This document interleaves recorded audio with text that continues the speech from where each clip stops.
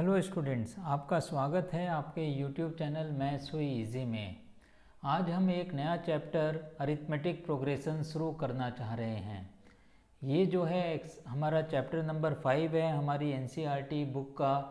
अब आइए सबसे पहले हम आपको बताते हैं अरिथमेटिक प्रोग्रेशन क्या होता है। तो इसकी डेफिनेशन हम लिखते हैं, एन अरिथमेटिक प्रोग्रेशन, यहाँ पर आप लिखिए an arithmetic progression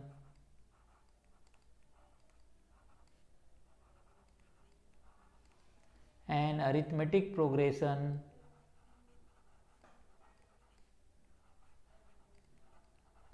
is a list of numbers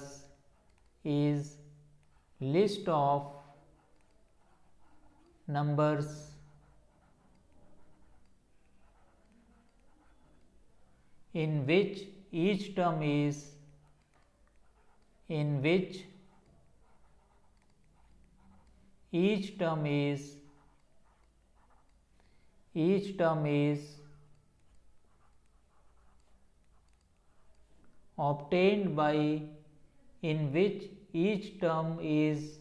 obtained by adding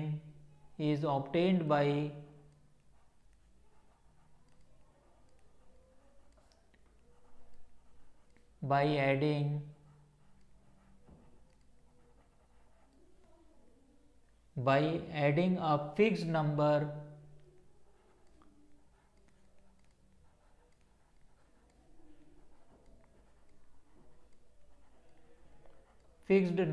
d। एक फिक्स नंबर है d जिसको हम हर टर्म में ऐड करते हैं टू द प्रेसीडिंग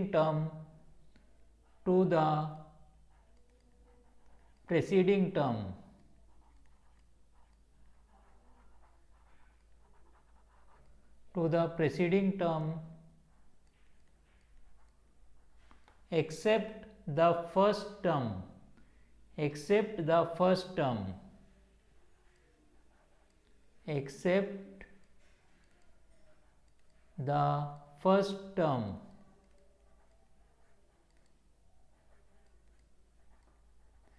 फर्स्ट टर्म को छोड़ के बाकी हर में जो है हमें एक नंबर ऐड करना होता है d। इस नंबर को हम क्या बोलते हैं? Common difference. The fixed number is called the common difference. The fixed number d is called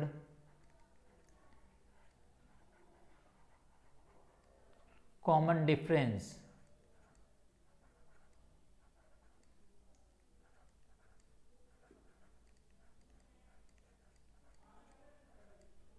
तो ये हमारी डेफिनेशन है। An arithmetic progression is list of numbers in which each term is obtained by adding a fixed number d to the preceding term except the first term. The fixed number d is called the common difference। तो ये हमारी definition हो गई है। अब आप इसका general form देखिए, हम किस तरीके से लिखते हैं। The general form of an AP is the general form of an AP. Arithmetic progression को शॉर्ट में हम एपी बोल देते हैं। The general form of an AP is, ये जनरल फॉर्म किस तरीके का होगा आप देखिए। हम इसको लिखेंगे ए, पहला टर्म ए, फर्स्ट टर्म को हम ए से डिनोट करते हैं। अब इसके अंदर हम एक फिक्स्ड नंबर डी ऐड करेंगे तो हमें जो दूसरा टर्म मिलेगा ए प्लस डी। इसी तरीके से हमें तीसरा टर्म मिलेगा, a प्लस डी में भी हम d ऐड करेंगे तो a plus 2d, a plus 3d, a plus 4d। इस तरीके से हम इसमें ऐड करते चले जाएंगे। अब आप देखिए, हमें पहले टर्म में a है, दूसरे टर्म में a प्लस d है, तीसरे टर्म में a प्लस 2d है, चौथे टर्म में a प्लस 3d है, पांचवें टर्म में a प्लस 4d है। तो n टर्म में हमें क्या मिलेगा? a plus n-1d। इस तरीके से इसके बाद भी हम टर्म्स को लिख सकते हैं। तो ये हो गया a प्लस n-1d। इसको थोड़ा सा बेटर हम कर देते हैं, a plus n minus 1d।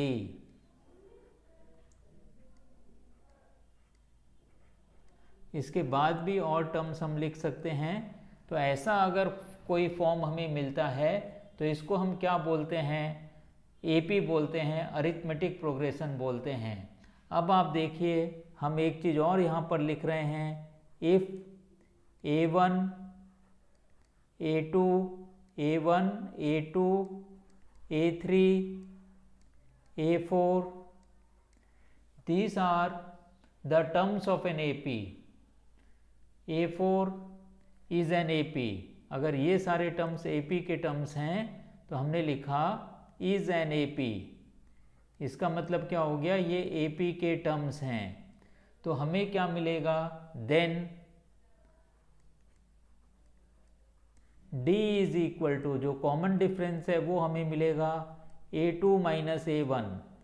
Second term में से फर्स्ट टर्म माइनस कर दें हम, या थर्ड टर्म में से हम सेकेंड टर्म माइनस कर दें, या हम फोर्थ टर्म में से थर्ड टर्म माइनस कर दें, A4 minus A3।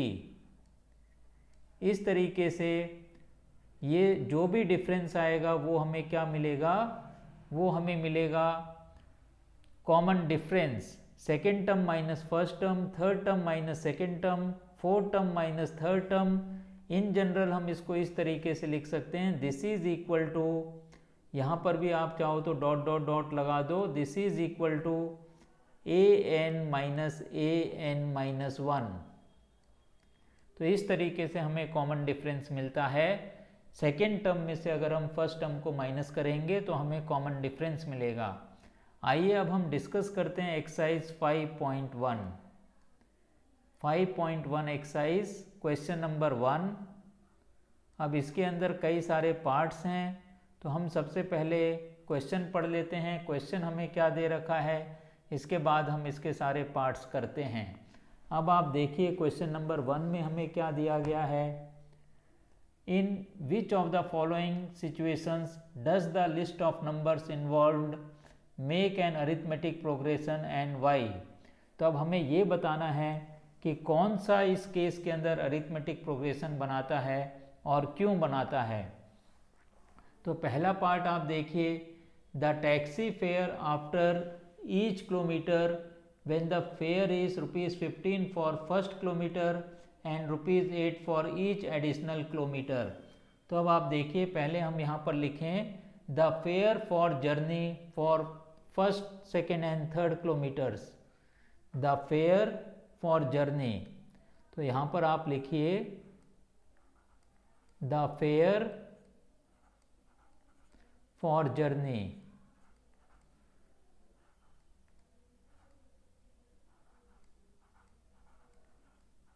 The fare for journey for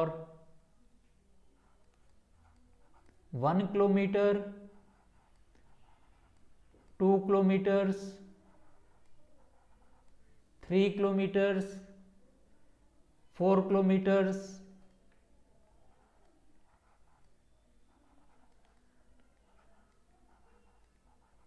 and so on। पहले, दूसरे, तीसरे और चौथे किलोमीटर के लिए जो फेयर बनेगा वो क्या बनेगा, सवाल के हिसाब से ₹15 है तो हमने यहाँ पर लिख दिया 15, ये रुपीस के अंदर है।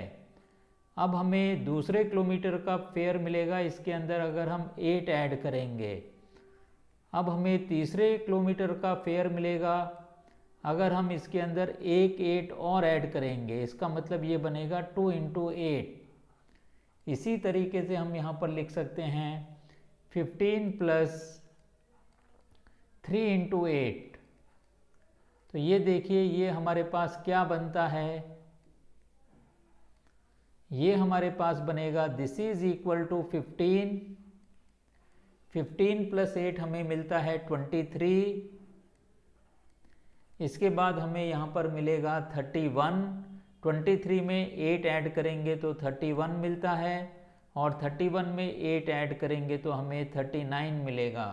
तो ये चीज़ हमें मिलती है। अब आप देखिए हम यहाँ पर डिफरेंस निकाल लें। अगर हमें ये पता करना है कि ये AP है या नहीं है तो हम इसके अंदर डिफरेंस निकाल सकते हैं। 23 minus 15. This is equal to 31 minus 23. 31 minus 23. And this is equal to 39 minus 31. और ये डिफरेंस हमें कितना मिल रहा है? This difference is equal to 8. सारे टर्म्स के अंदर कंसेक्यूटिव टर्म्स का डिफरेंस 8 आ रहा है, इसीलिए ये क्या है? एपी है. तो हम लिख सकते हैं difference of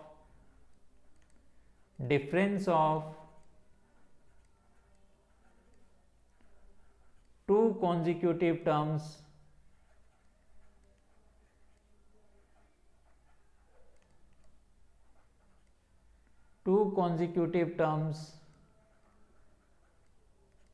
is constant. Difference of two consecutive terms is same या constant. Therefore this is an AP. Therefore या hence this is an AP. ये अरिथमेटिक प्रोग्रेशन है. अब आप आइए इसका हम सेकेंड पार्ट भी डिस्कस करते हैं. सेकेंड पार्ट के अंदर हमें दिया गया है the amount of air present in a cylinder when a vacuum pump removes 1/4 of the air remaining in the cylinder eight A time. अब मान लेते हैं कि सिलेंडर से हम वैक्यूम पंप से हमेशा ही 1/4 एयर को निकालते हैं. अब हमें ये पता करना है कि ये एपी है या नहीं है. तो हम मान लेते हैं let amount of air in the cylinder be x units. तो यहाँ पर आप लिखिए let amount of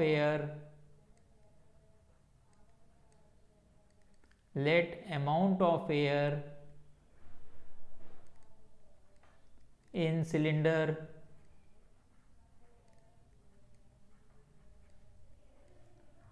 B x units. किसी भी टाइम पे सिलेंडर के अंदर x यूनिट्स एयर है. अब हमें क्या करना है?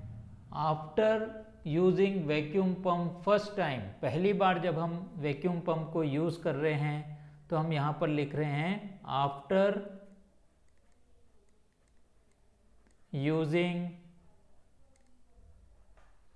Vacuum pump VACWM, vacuum pump first time. After using vacuum pump first time, पहली बार जब हम वैक्यूम पंप को यूज़ कर रहे हैं तो कितना उसके अंदर एयर बचेगी ये हमें निकालना है. Remaining air is equal to remaining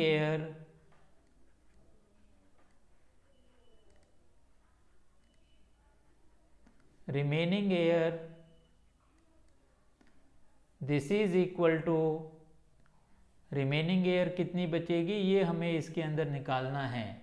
तो ये हमें मिलेगा x माइनस एक्स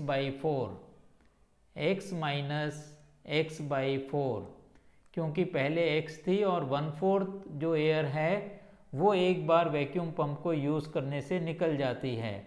इसको अगर हम सॉल्व करते हैं एलसीएम लेके तो ये 3x/4 यूनिट्स हमें मिलेगा. 3x/4 units. अब हमें दूसरी बार फिर से हमें वैक्यूम पंप को यूज़ करना है. तो आप यहाँ पर लिखिए after using vacuum pump for second time, after using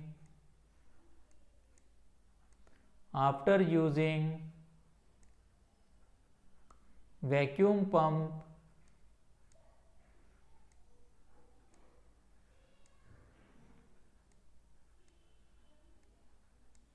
for second time,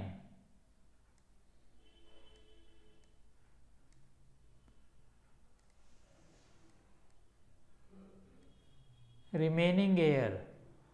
अब कितनी एयर उसके अंदर बचती है? Remaining REMAINING, remaining air. तो ये स्पेलिंग ठीक कर लेते हैं हम. REMAINING remaining air is equal to, अब 3x/4 का 1/4 सब्ट्रैक्ट होगा, तो इसको हम किस तरीके से लिखेंगे, 3x/4 माइनस 1/4 ऑफ 3x/4, तो ये कितना बनेगा हमारे पास, 3x/4 माइनस 1/4 ऑफ 3x/4। तो इसको हमें सिंप्लीफाई करना है, तो ये हमें मिलता है 3x/4 माइनस 3x/16। अब इधर आप एलसीएम ले लीजिए, एलसीएम आपको कितना मिल जाएगा, 16 मिल जाएगा। दिस इज इक्वल टू 16, तो 4 टाइम्स यहाँ पर जाएगा, 4 3 जा 12x, 12x माइनस 3x/16, तो ये हमें मिलता है 9x/16, तो ये कितना मिलेगा, 9x/16 यूनिट्स। तो अब आप देखिए, इसी से हम पता लगा सकते हैं कि ये AP है या नहीं है। तो आप A2 माइनस A1 करिए, सेकेंड टर्म में से फर्स्ट टर्म माइनस करिए।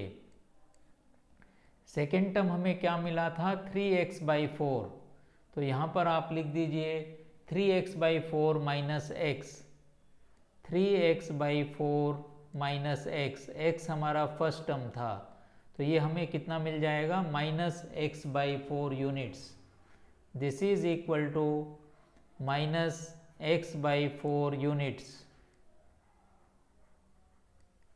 इसी तरीके से आप यहाँ पर लिखिए A3 माइनस A2, तो ये हमें कितना मिलेगा, ये हमें 9x/16 यहाँ पर मिला हुआ है, 9x/16 minus 3x/4 minus 3x/4, तो ये हमें यहाँ पर सॉल्व करना है। तो इसको अगर हम सॉल्व करते हैं तो हमें एलसीएम कितना मिल जाएगा, एलसीएम हमें 16 मिलेगा, तो यहाँ पर आप लिख दीजिए 16।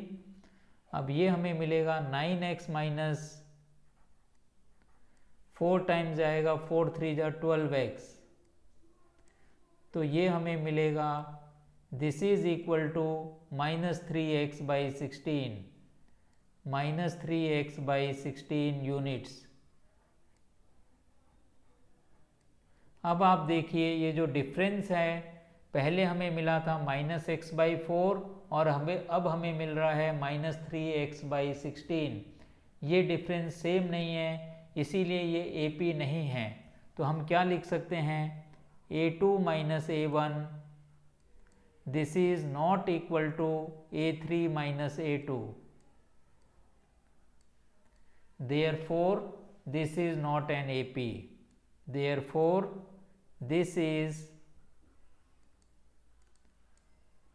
not an AP, ये AP नहीं है। अब आप आ जाइए, हम थर्ड पार्ट को भी डिस्कस करते हैं। थर्ड पार्ट के अंदर आप देखिए हमें क्या पूछा गया है।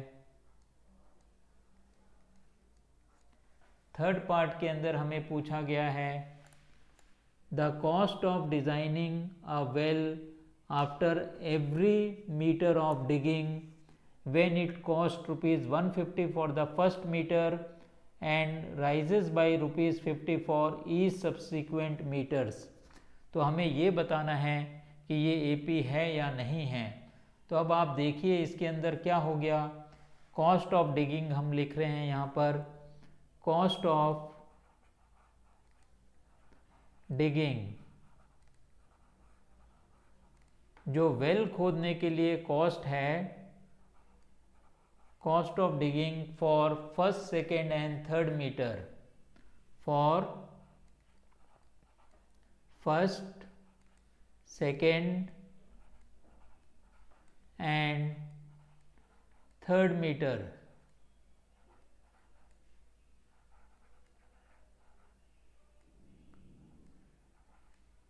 ये कॉस्ट कितनी दे रखी है हमें, ₹150 पहले के लिए अब हमें इसके अंदर 50 रुपीज़ ऐड करते हुए जाना है, तो ये क्या बन जाएगा, ₹150 प्लस 50। इसी तरीके से फिर हमें क्या मिलेगा, ₹150 प्लस 2 इंटू 50। सब्सिक्वेंट डिगिंग के अंदर हमें 50 रुपीज़ और लग रहे हैं, 150 प्लस 2 इंटू 50। इस तरीके से ये कंटिन्यूड रहेगा। हमने केवल ये 3 के लिए लिखे हैं, लेकिन और अगर हमें 4th टाइम करना है तो ये 3 इंटू 50 भी इसके अंदर आ जाएगा। तो ये क्या बनेगा, this is equal to ₹150,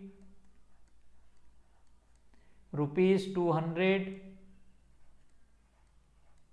₹250 and so on. अब आप देखिए डिफरेंस ऑफ 2 कंसेक्यूटिव टर्म्स हमें इसके अंदर निकालना है। तो अगर हम यहाँ पर लिखें A2 minus A1, this is equal to 200 minus 150, तो ये हो गया ₹50। इसी तरीके से आप यहाँ पर लिखिए A3 माइनस A2, तो ये कितना बन जाएगा, 250 माइनस 200, तो ये बनेगा, ये भी ₹50 हमें मिलेगा। तो इसमें हम लिख सकते हैं difference of 2 consecutive terms are same, therefore this is an AP। The difference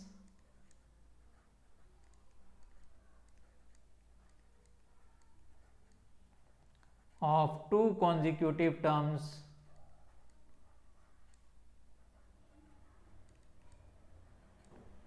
terms is same, therefore this is an AP, this is an AP। ये डिफरेंस सेम नहीं आता तो ये AP नहीं होती। अब इसके साथ ही अब हम एक पार्ट और है इस सवाल के अंदर, 4th पार्ट, उसको भी हम डिस्कस कर लेते हैं। तो आप देखिए 4th पार्ट हमें क्या दे रखा है। 4th पार्ट है the amount of money in the account every year when ₹10,000 is deposited at compound interest 8% per annum।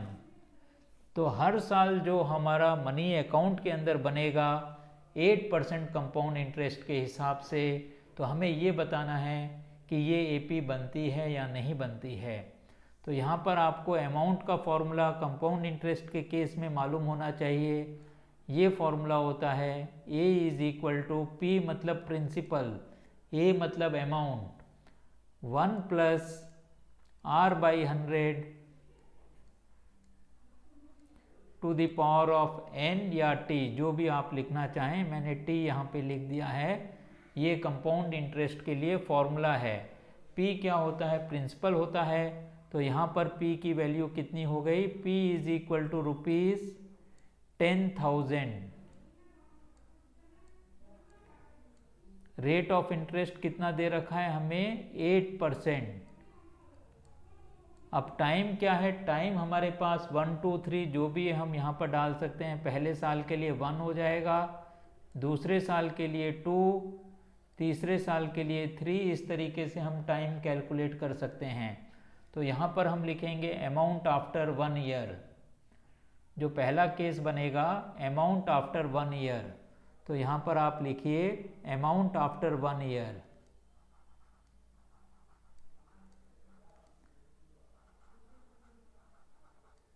Amount after 1 year,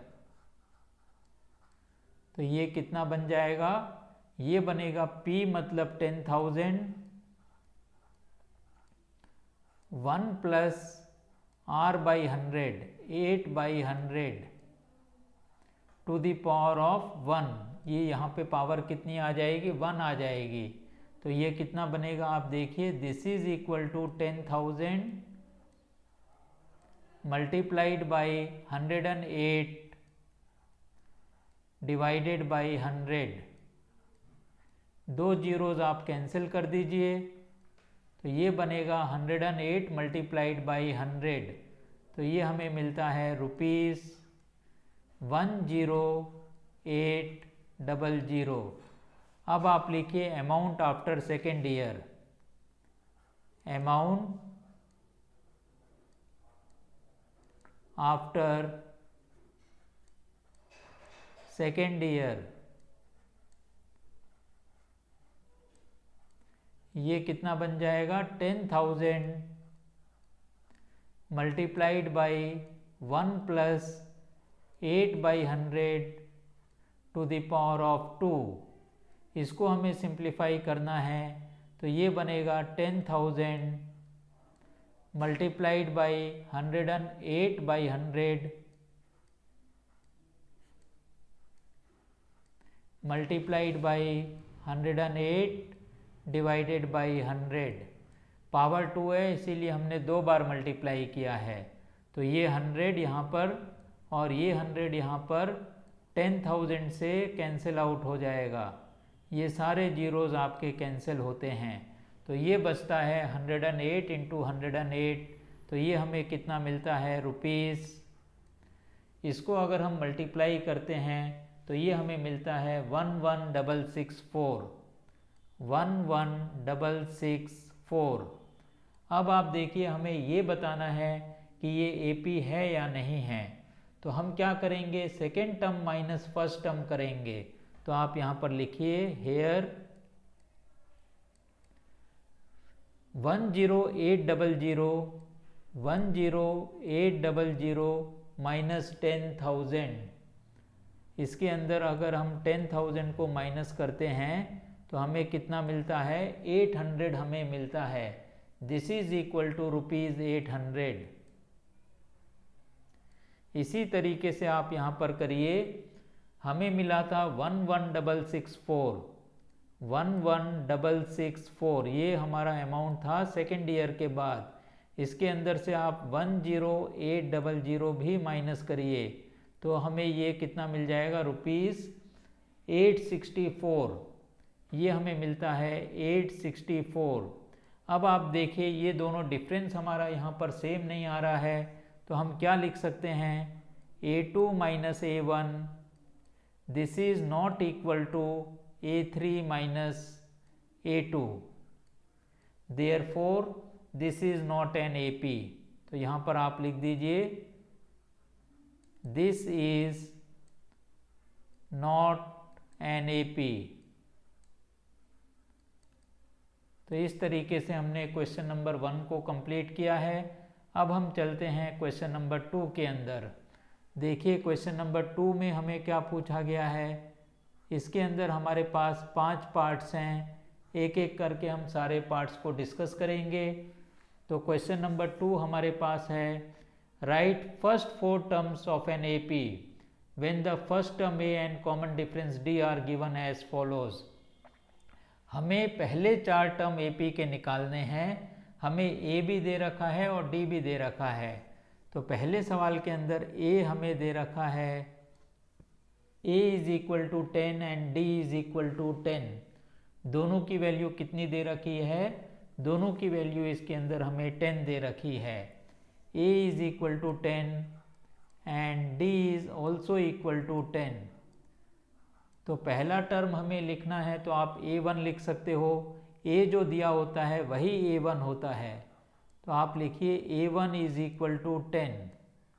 अब आपको लिखना है सेकेंड टर्म, तो हम क्या लिखेंगे, A2 is equal to 10 plus D, A plus D होता है ये, A1 तो A के बराबर ही होता है, A2 हमें क्या मिलता है A प्लस D, या A1 प्लस D हम इसको लिख सकते हैं। तो हर में हमें क्या करना है, हमें D को ऐड करते हुए चलना है। तो आप यहाँ पर लिख दीजिए A प्लस D। A1 जो है वो A ही होता है, तो यहाँ पर हम इसको A भी लिख सकते हैं, A is equal to A1 is equal to 10। तो ये हमें कितना मिल जाएगा 10 प्लस 10, तो ये मिलता है 20। अब हमें A3 भी निकालना है, तो A3 कितना हो जाएगा A plus 2D, A plus 2D। तो ये बनेगा हमारे पास 10 प्लस 2 इंटू 10 या 20 में भी हम 10 को ऐड कर सकते हैं। तो ये क्या बन जाएगा 20 प्लस 10 या 10 plus 2 into 10, this is equal to 30। इसी तरीके से चौथा टर्म आप लिख लीजिए a प्लस 3d, तो ये बनेगा 10 प्लस 3 इंटू 10, तो ये बनता है 40। तो हमारे चार टर्म्स क्या हो गए हैं 10, 20, 30 एंड 40। तो आप आंसर यहाँ पर लिख सकते हो, आंसर हमारा बन गया 10 पहला टर्म, 20 दूसरा टर्म, 30 तीसरा टर्म और 40 चौथा टर्म। इस तरीके से हमने फर्स्ट पार्ट को किया है। अब आप देखिए हमारे पास सेकेंड पार्ट क्या है। सेकेंड पार्ट के अंदर a माइनस 2 d 0 है, a minus 2 and d is equal to 0। तो इसके अंदर जब आप लिखोगे पहला टर्म तो आपके पास माइनस 2 ही हो गया है, this is the first term. तो आप ऐसे लिख सकते हो a1 is equal to a, this is equal to minus 2। अब आपको a2 लिखना है, a2 कितना बनेगा a1 प्लस डी या a plus d, a plus D, तो ये बनता है माइनस 2 प्लस 0, तो इसकी वैल्यू हमें मिलती है माइनस 2। इसी तरीके से आप a3 लिखिए, a3 हमें मिलेगा a प्लस 2d, इसका मतलब क्या हो गया माइनस 2 प्लस 2 इंटू 0, तो इसकी वैल्यू भी माइनस 2 मिलती है। और a4 की वैल्यू भी माइनस 2 मिलेगी, a4 होता है a प्लस 3d, तो इसकी वैल्यू कितनी आ गई माइनस 2 प्लस 3 इंटू 0, तो इसकी वैल्यू आ गई माइनस 2। तो चारों की चारों टर्म्स क्या हो गए माइनस 2 हो गए। तो आप आंसर लिख दीजिए, आंसर हमारा क्या बनता है minus 2, minus 2, minus 2 and minus 2। हमें चार टर्म लिखने थे, एक लाइन से हम लिख रहे हैं, तो ये सारे के सारे क्योंकि कॉमन डिफरेंस 0 आ गया है इसीलिए जो a था वही सारे टर्म्स होंगे। आइए अब हम इसके थर्ड पार्ट को भी डिस्कस करते हैं। थर्ड पार्ट में आप देखिए आपको क्या दिया गया है। थर्ड पार्ट के अंदर a हमें 4 दिया गया है और d माइनस 3 दिया गया है। a is 4 and d is minus 3, a is 4 and d is minus 3। अब आप देखिए पहला टर्म तो हमारे पास a4 हो गया है, तो आप यहाँ पर लिखिए a is equal to 4, this is the first term. अब सेकेंड टर्म क्या बनेगा दैट इज a2, ये बनता है a प्लस डी, तो इसकी वैल्यू कितनी आ जाएगी 4, d हमारा माइनस 3 है तो इसीलिए ये 4 माइनस 3 बनेगा विच इज इक्वल टू 1। अब आप a3 लिखिए, a3 कितना बनेगा a plus 2d, a plus 2d, तो इसकी वैल्यू कितनी आ जाएगी 4। अब हमें इसके अंदर 2d को ऐड करना है प्लस 2 इंटू माइनस 3, तो ये बन गया माइनस 6, 4 माइनस 6। तो d की वैल्यू हमारे पास कितनी थी, d की वैल्यू हमारे पास इस केस के अंदर थी माइनस 3। a की वैल्यू कितनी है, a की वैल्यू है 4 और d की वैल्यू है माइनस 3, तो ये कितना बन गया 4 में से 3 माइनस करेंगे 1। अब हमें क्या करना है 1 में से हमें माइनस 3 को माइनस करना है, तो ये 4 माइनस 6 कितना बन गया ये, this is equal to 4 minus 6 and this comes out to be minus 2। अब आप a4 भी लिख दीजिए, a4 की वैल्यू कितनी बनेगी a प्लस 3d, तो ये कितना बनेगा 4 प्लस 3 इंटू माइनस 3, तो ये बनता है 4, 3 3 जा 9, 4 माइनस 9, 4 माइनस 9 कितना बनेगा ये अब आपको कैलकुलेट करना है minus 5, this is equal to -5। तो आपको सारे 4 टर्म्स लिखने हैं आंसर के अंदर। तो हमारा आंसर क्या हो जाएगा, पहला टर्म 4, दूसरा टर्म 1, तीसरा टर्म -2 और चौथा टर्म -5। तो इस तरीके से हमने थर्ड पार्ट को किया है। अब हम करेंगे फोर्थ पार्ट। देखिए फोर्थ पार्ट के अंदर हमें क्या दिया गया है, a-1 d1/2, a is equal to -1 and d is equal to 1/2। अब आप देखिए इसके अंदर हमारे पास पहला टर्म क्या हो गया, पहला टर्म हमारे पास है -1, a इज इक्वल टू -1। अब हमें दूसरा टर्म लिखना है a2। तो हम क्या करेंगे, a प्लस डी। तो इसकी वैल्यू कितनी आएगी, आप देखिए -1 प्लस 1/2। तो ये कितना हमें मिलेगा, -1/2। तो हमें क्या मिलता है, ये -1/2। अब आपको लिखना है a3 होता है a प्लस 2d। इसका मतलब क्या होता है, a प्लस डी के अंदर एक d और हम ऐड करेंगे। तो ये बनेगा -1/2 प्लस 1/2। मैंने डायरेक्ट ये 1/2 लिखा है, तो ये आंसर हमें मिलता है 0। अब आप इसके अंदर आप a हो गया, a मतलब a1 हो गया, a2 हो गया, a3 हो गया, a4 भी आप लिखिए। a4 होता है a प्लस 3d। a की वैल्यू कितनी है, a की वैल्यू है -1 और d की वैल्यू कितनी है, d की वैल्यू हमारे पास है 1/2, या हम इसको 0 ले सकते हैं। यहाँ पर 0 - 1/2 हम कर सकते हैं। तो 0 के अंदर अगर हम 1/2 को ऐड करते हैं तो वो भी हम यहाँ पर लिख सकते हैं। तो जैसे हमने थर्ड टर्म निकाला था वैसे ही हम इसको भी निकाल दे रहे हैं। तो ये देखिए a प्लस 3d का मतलब क्या हो गया, a3 के अंदर हम d को और ऐड करें, 0 प्लस 1/2। तो ये कितना मिल जाएगा, हमें 1/2 मिल जाएगा। तो चारों टर्म्स हम एक सीक्वेंस के अंदर लिख दें, आंसर हो जाएगा ये हमारा। तो आंसर क्या बन जाता है हमारे लिए, -1 पहला टर्म, दूसरा टर्म -1/2, तीसरा टर्म 0 और चौथा टर्म 1/2। तो इस तरीके से ही हमने फोर्थ पार्ट किया है। एक लास्ट पार्ट और हमारे लिए बचता है, देखिए उसको भी हम डिस्कस कर लेते हैं।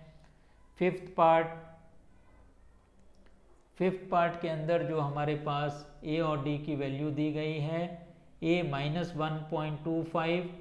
तो यहाँ पर लिखिए a इज इक्वल टू -1.25 और d की वैल्यू दे रखी है -0.25, -0.25। तो हमें पहले 4 टर्म्स निकालने हैं। तो आप लिखिए a is equal to a1, this is equal to -1.25। अब दूसरा टर्म आप निकालिए, a2 is equal to a plus d. a की वैल्यू कितनी है, -1.25। इसके अंदर आप d ऐड कर दीजिए, इसका मतलब -0.25। तो ये हमें कितना मिलेगा, -1.50। इसी तरीके से आप a3 लिखिए, a प्लस 2d। तो हम ये जो a2 का रिजल्ट मिला है इसके अंदर हम d ऐड कर सकते हैं। तो इसकी वैल्यू कितनी आ जाएगी, -1.50 प्लस d मतलब -0.25। तो ये हमें मिलता है -1.75। अब आप लिखिए a4, a प्लस 3d। तो a3 के अंदर अगर हम d ऐड करते हैं तो उससे भी ये हमें मिल जाएगा -1.75 प्लस d की वैल्यू है -0.25। तो इसको हम माइनस कर रहे हैं, ये प्लस नहीं है, ये माइनस है। तो ये देखिए ये हमें क्या मिलता है,